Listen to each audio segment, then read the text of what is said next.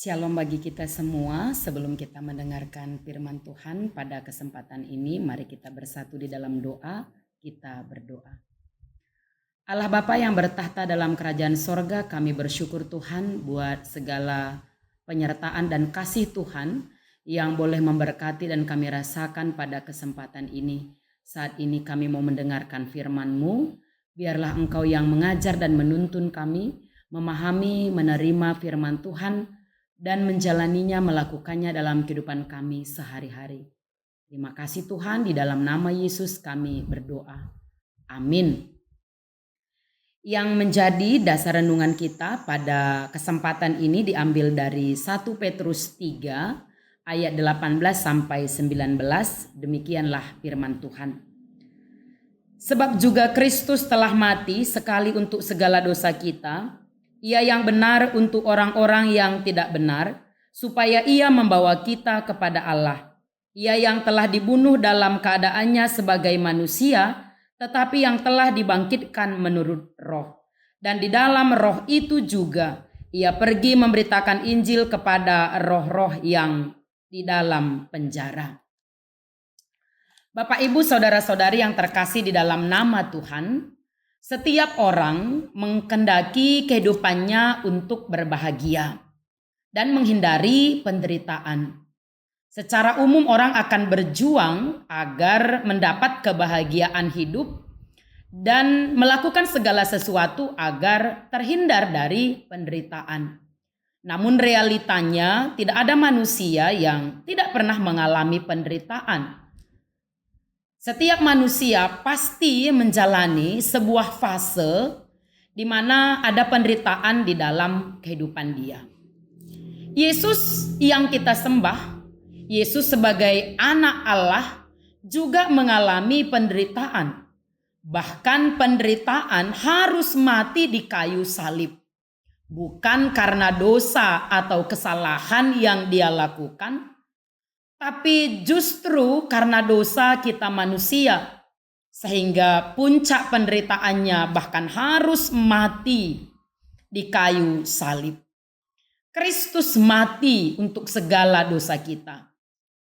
Dia yang rela mati agar segala dosa dan pelanggaran kita diampuni. Dia yang rela mati agar kita mendapat kehidupan. Dia rela menanggung segala pelanggaran kita. Kematiannya hanya sekali untuk segala dosa. Tidak menghindari penderitaan, tapi masuk di dalam penderitaan agar kita berdamai, agar kita didamaikan dengan Allah itu sendiri. Ia yang benar untuk orang yang tidak benar.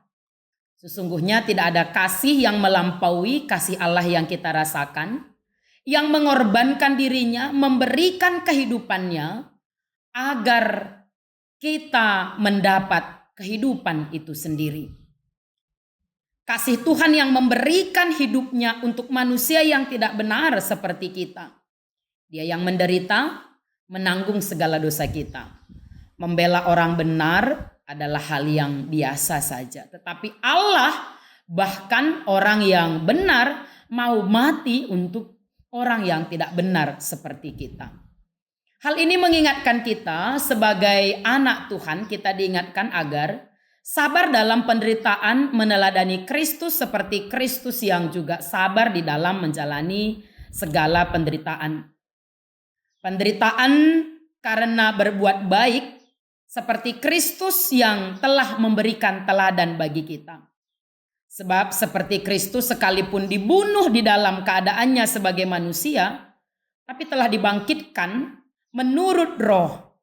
Penderitaan di dunia ini hanyalah bersifat sementara, sebab sesungguhnya kasih Allah itu kekal bagi kita. Ini ia memberitakan Injil kepada roh-roh yang terpenjara. Artinya bagaimana Kristus memproklamasikan kemenangan Kristus yang sabar di dalam penderitaan dan akan menuai, ya, setiap anak-anak Tuhan yang sabar dalam penderitaan akan menuai. Namun yang tidak bertahan dalam penderitaan akan mendapatkan penderitaan selamanya. Jadi sebagai anak-anak Tuhan, marilah kita jadilah kuat, hidup meneladani Tuhan yang mau menderita untuk membawa kita kepada Allah.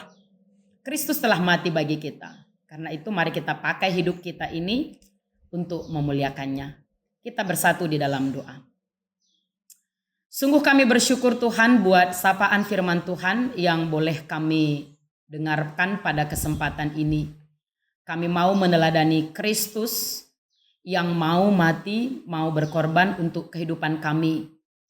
Kristus yang memberikan kehidupannya agar kami mendapat kehidupan yang kekal. Biarlah kami memakai kehidupan kami dan sabar dalam penderitaan untuk memuliakan nama Tuhan. Di dalam nama Yesus kami berdoa. Amin.